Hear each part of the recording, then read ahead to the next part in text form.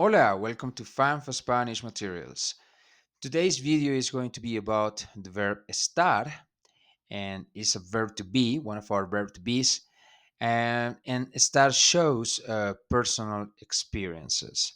So let's see how this works. So let's have a look at these two examples here. The first question is, ¿Cómo es la sopa? The second question here is, ¿Cómo está la sopa? So the first question, ¿Cómo es la sopa?, refers how is the soup as a general description. Like, what is the soup like? Yeah. Um, so you can say the soup is big and is red.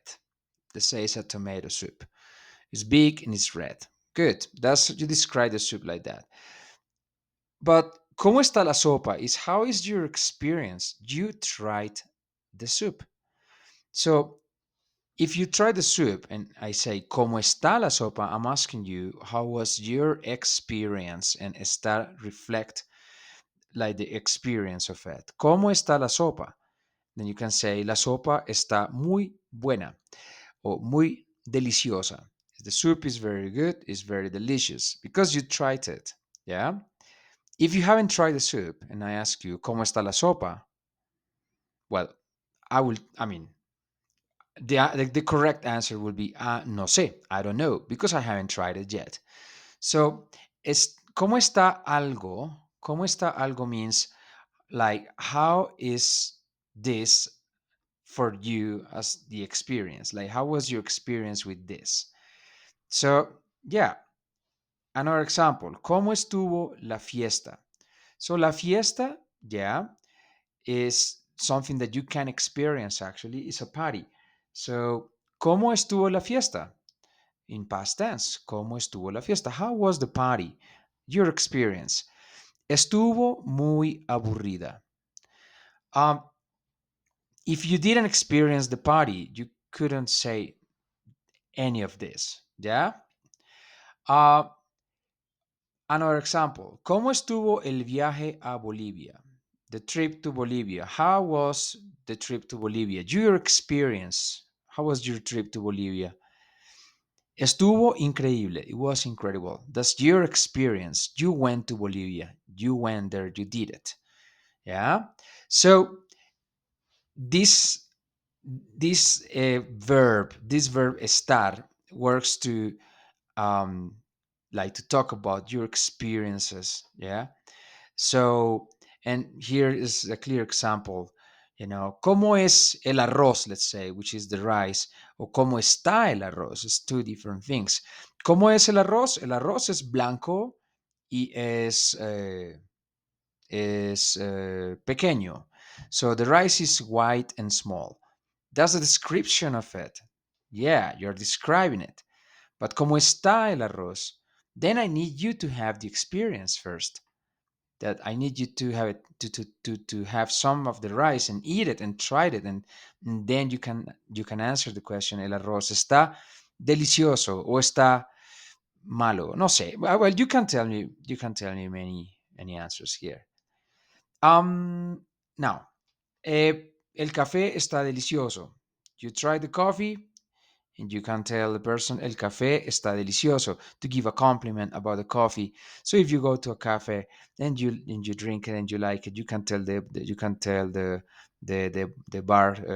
barman like el café está delicioso. Yeah, good. So that's how the verb estar, very important, shows the experiences. Yeah. So another important thing is the verb to be, right?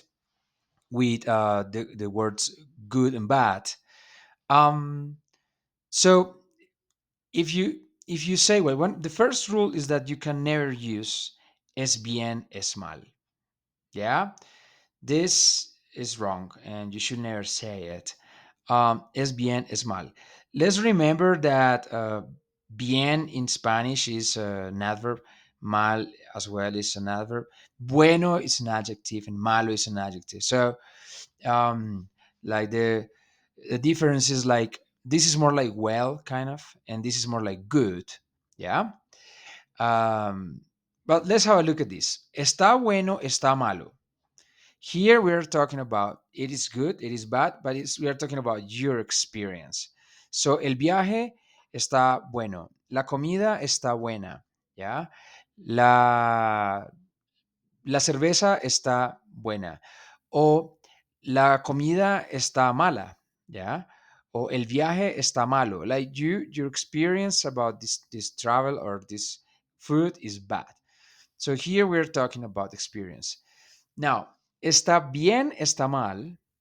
Here we're talking about temporary conditions, right? So remember we were saying estar is for temporary conditions and ser is for permanent conditions. Well, here's is the same thing.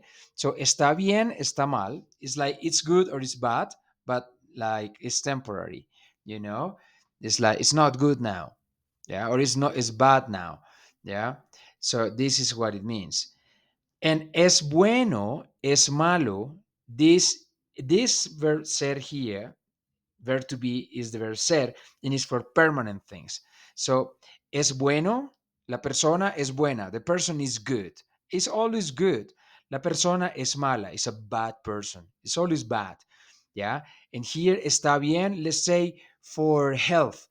La persona está bien. Ah, yeah, está bien. So the person is good.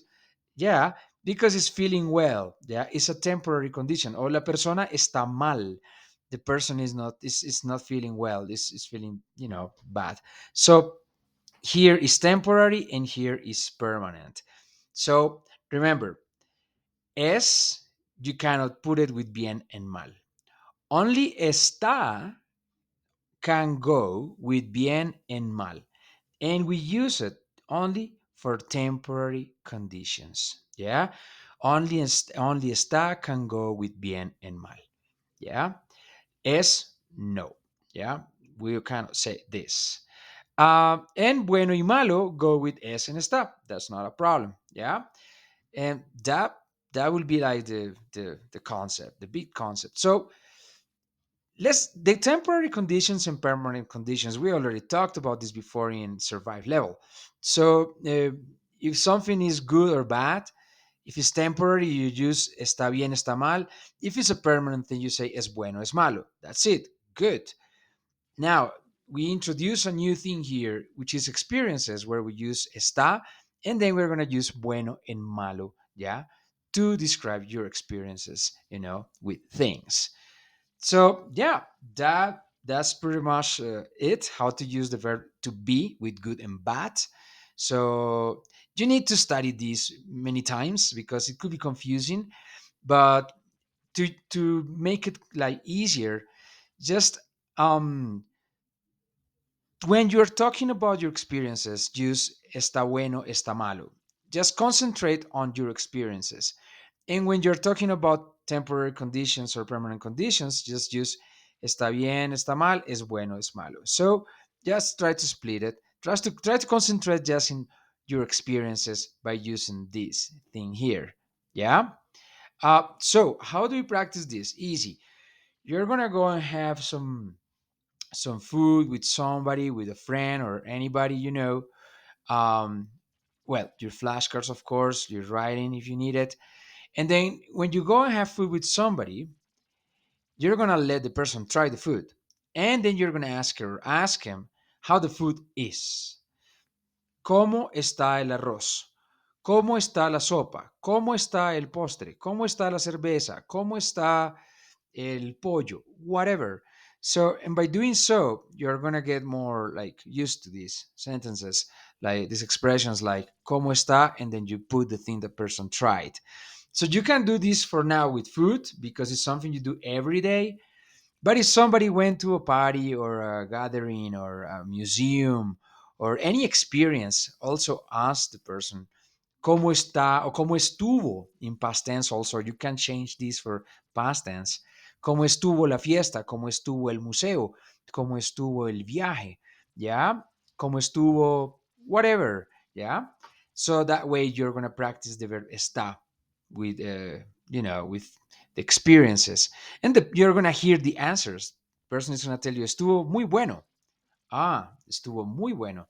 O estuvo muy malo. So you're gonna hear these things here. Estuvo muy bueno, estuvo muy malo. So that way you're gonna practice this. And these two here, you just use them, when you talk about these two things, temporary and permanent conditions, which we already talked about before. That will be it for now. Thank you very much. I hope you enjoyed this video and see you in the next one. Hasta luego. Bye bye.